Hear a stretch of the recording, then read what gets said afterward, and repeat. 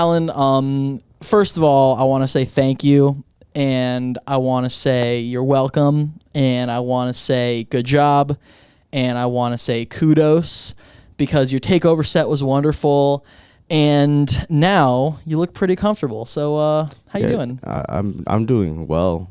Yeah, you look well. I'm doing super well, actually. Yeah. Talk to me. What's been going on in your life, brother? Nothing much, just doing my thing, producing music, just trying to get How's a lot that of going? my... How's that going? It's going good. It's going good. I just got to really lock in. Right now, at this current time, I'm just trying to make sure that I have all my tracks in order. I want to release even more consistently than I did last year.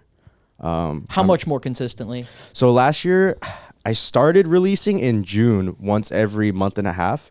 I'd like to do a full year of that with my next release coming out sometime in February. What's your next release called, and why is it not called Groove? Huh? Wait. Isn't that it? Wait, okay. You sent me a track called Groove Cycle. Groove Cycle, yes. Yeah. So then what's with the You know what I'm talking about. Well, I haven't announced it yet, bro. You kind of just prematurely ejaculated my track into the universe. Well, that's what Graham Radio is all about, dude. Nice. Yeah, you're welcome. And Brought Kuda. to you by Costco. Oh, Jesus. Yeah, there you go. We can't say that, right? No, that's fine. Oh, Whatever. Okay. They'll take free advertisement any day. Yeah. So tell me more about your releases, dude. Do you have them all set up? Are they prepped? Has the legendary man himself, Jay Crusoe, mastered them? What's going on? They're not all prepped, and I feel like that's one of my main issues. Is I'll make a track to about 80% and then just like dick around and do something else. Oh, my bad. But no, you're good, bro. You're good. Restart the question? No, you're good, bro. You're good, bro. Yeah. So like for the listener, one thing that I try to stray away from is like sexual stuff, which is like, you stomping all over that. Which I'm totally kidding. I'm completely messing up. I'm totally kidding. I'm totally kidding. But dude, you know what, man? I watched. I get a lot of my inspiration from YouTube videos. And I feel like when it comes to music production, you shouldn't just watch like how to make a bass line and how to make songs that sound like X, Y, and Z. Sometimes you need a little bit of inspiration when it comes to making music. And I saw a great video that talked about the difference between focusing on music production and focusing on just making music. Yeah, like just songwriting. Yeah. Like there's a difference between like actually like production and then just like having the creativity of making something. You know what I mean? Dude, totally. Yeah. When you get too caught up in music producing, that's when I feel like you can just the technicalities. I feel like you can just kind of lose the love for it a little bit. There is nothing wrong with sitting in front of Ableton for a few hours and not worrying about clipping or schmipping or lipping or whatever it is, and just making something that sounds cool. Don't worry about key. Don't worry about any of that stuff. You'll pay Jay Crusoe to deal with that. for sure. I do have to say, like, those days, I call it a creative waterfall. There's certain days where I'll get onto a track, start a track brand new, right? Mm-hmm. And then, like, everything just comes to me. Like, that's how Stompers came out like that. So Stompers, I started... Wait, I gotta say, just do me a favor. I need to plug this camera in. Okay. I want to hear all about your creative process, and so does everybody else. So just keep talking while I'm doing all this technical stuff. All right, so... Stompers, I started writing that track like on a weekday, and everything just came to me. Like I found every sample that I wanted to use, the bass line, the kick pattern, everything. And like I feel like most other producers can relate. Like there's days where you just make a track in one day, So there's a great video of I believe it's Swedish House Mafia talking about producing with Fred again, and apparently Fred again has a 35-minute rule. He makes tracks in 35 minutes. He sets a time.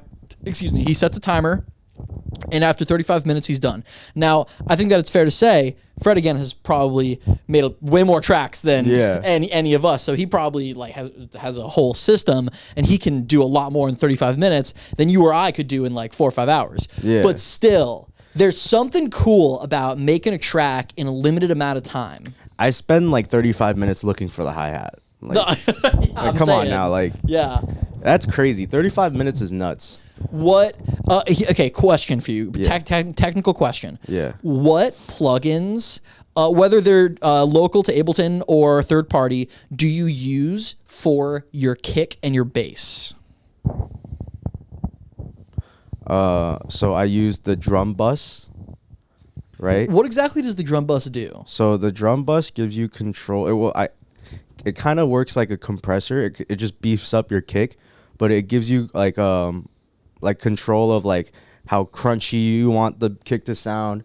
It gives you like there's a boom knob, so it makes that more punchy, but there's also like a crunchiness. So like I kind of add like some artificial redux, which is like, do you know what redux is? I was about to ask. Okay, so redux is kind of like it. I don't know the technical definition, but it kind of makes it sound like old, like it's coming out of old speakers. Interesting. Pasa does it a lot. Okay. Like Pasa's kicks always sound like they're coming out of like an old sound system. Pasa's kick sounds like they're coming out of the world's biggest speakers in the world. Yeah, even though like you're just driving around in like a Hyundai, it's just like boom, boom, boom, boom. Yeah, it's wild. Yeah. Yeah. So Jay was here maybe like a week or two ago. Yeah. And he told me about one specific plugin that he uses for kicks.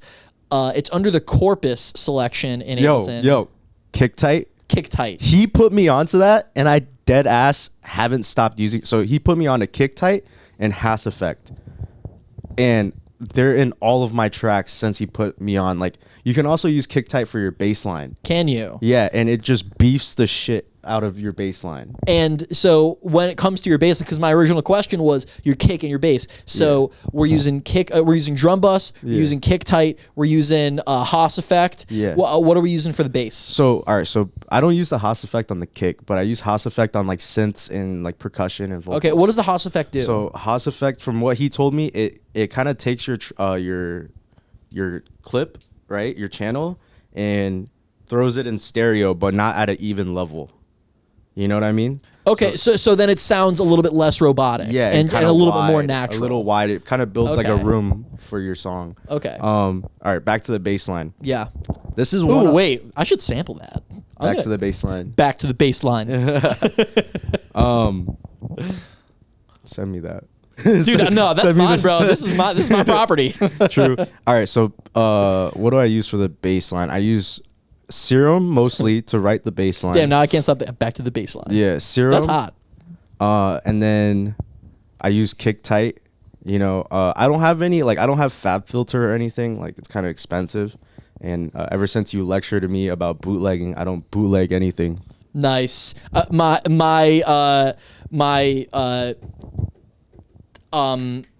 pad with buttons that I usually The MIDI, the MK.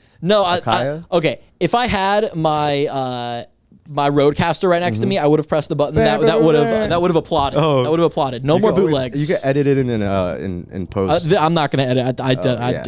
This coming out in like 30 minutes. Yeah. If you're listening to this, I'm still driving home. Yeah, like by the time you saw this clip. It's currently Tuesday, January 23rd. Like, and if you're listening to this, it's probably the same day or soon thereafter. Okay, so it's not controversial. Some people just ask me why. We got a controversial statement coming. So I use Ableton EQ, but so do I. Yeah, EQ8. But in great. terms of side chaining, I use Glue Compressor. And Okay. every time somebody's like asked me about it, and I told them, they're kind of like, "What the fuck? Like, why don't you just use regular compressor?" I don't know why I use Glue Compressor. It does the job, and I kind of like the little what's the graph called with the needle? I know. I'm picturing Yeah, it. y'all know what I'm Dude, talking hey, listen, man. You know what? Yeah. You're in a safe space here, man. You can admit these things to me. Yeah. It's cool, dude. You know? You know what, man? I've watched some YouTube videos where big producers are using Glue Compressor too. So, hey, man, you're not alone. And if you're listening, let it out. Let it out, dude. It's okay. Yeah, so I fucking use Glue pussy. Compressor. I just think it's oh shit. Okay, I just think it's easier for me. I think it does the job just fine. My Yeah. bass line's ducking. Yeah. Whoever has an issue with it, Talk to me, talk to Graham. and you're gonna get sued. Yeah. Yeah. Yeah. Yeah. Yeah. Put out a track.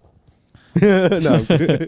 Yo, that's a shot to the Dude, haters. were you a SpongeBob guy when you were young? Like, what was your show? So, yeah. I mean, I all right. So my show is Yu-Gi-Oh. Like, Okay. when I was a kid, Yu-Gi-Oh was my thing. Did you play Yu-Gi-Oh? Did you have Yu-Gi-Oh cards? I had Yu-Gi-Oh cards, and recently, like maybe 3 years ago, I got back into Yu-Gi-Oh. Like, Okay.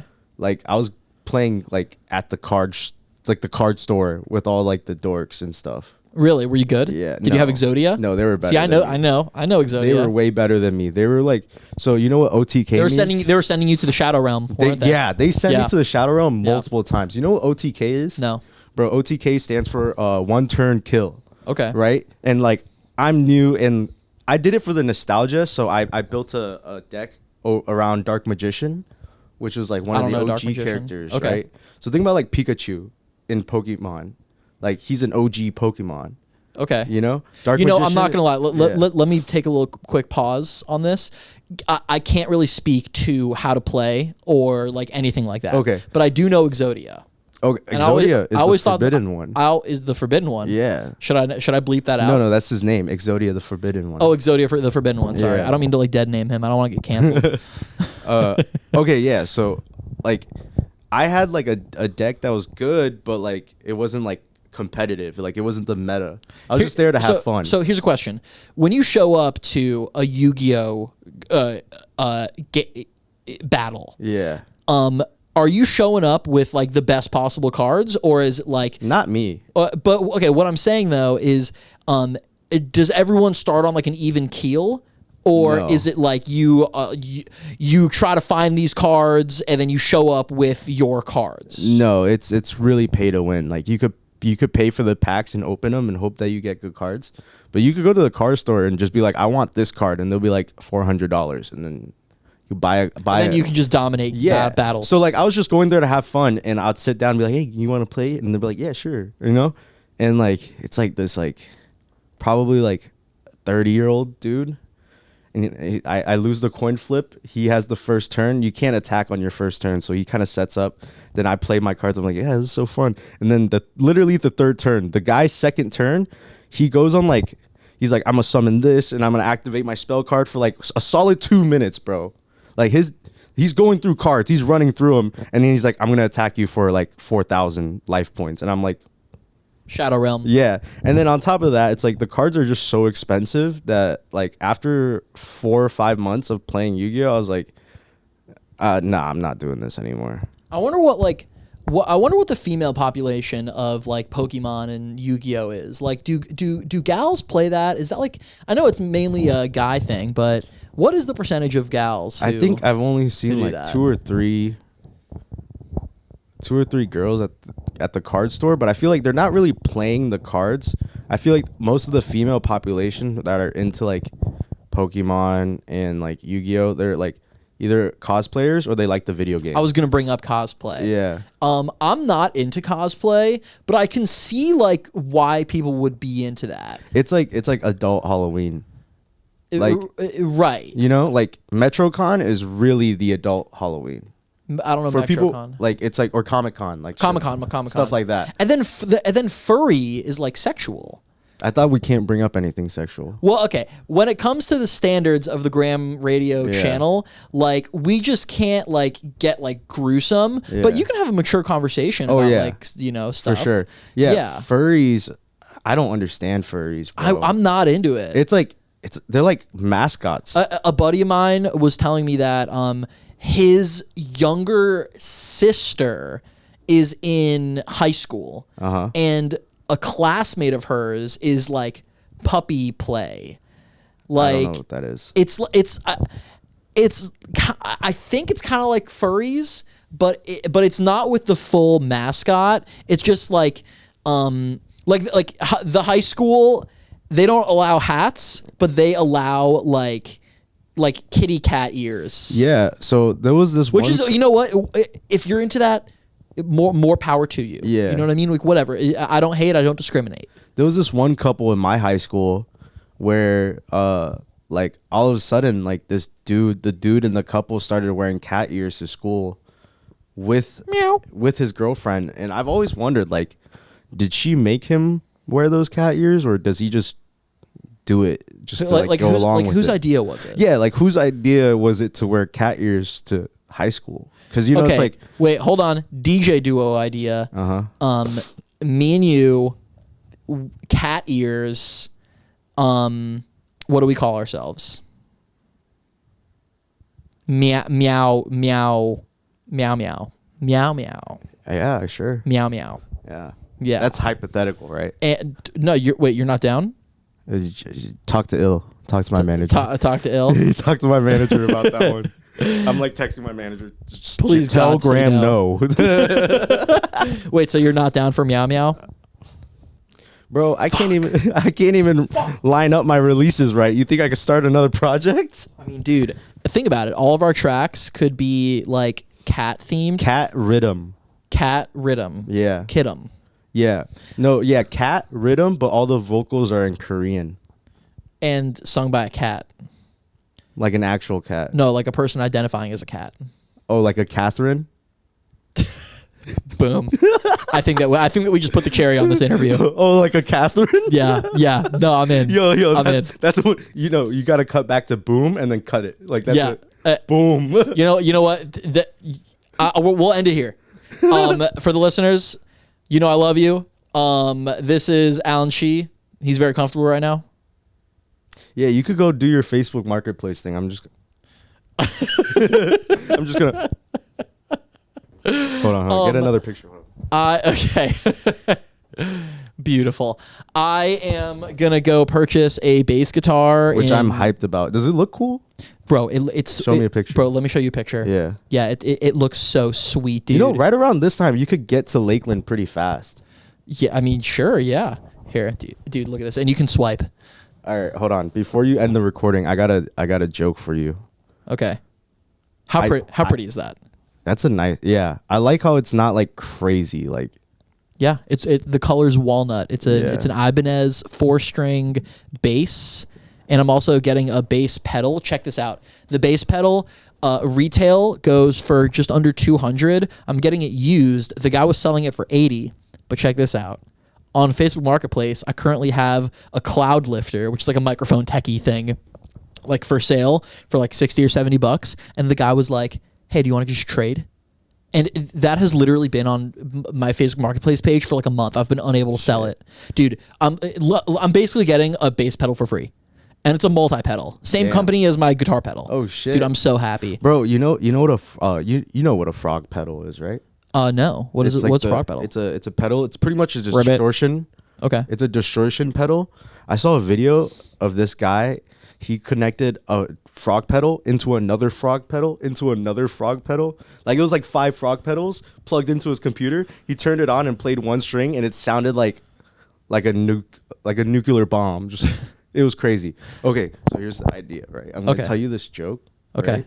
It's gonna start on me telling the joke, and then it's gonna cut to you, and do not laugh at all. Okay. Just like straight face it. Okay. I'm gonna stay just like this. Okay. All right, yo, I got a joke for you. Are you gonna say something? No? Okay. What do you call a rescue mission for vanilla beans? Tell me. Vanilla extract.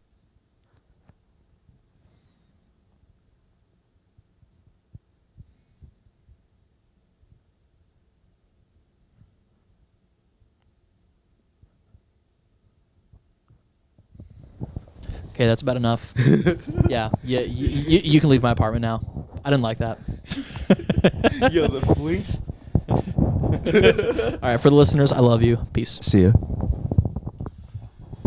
Great interview. Good joke, right?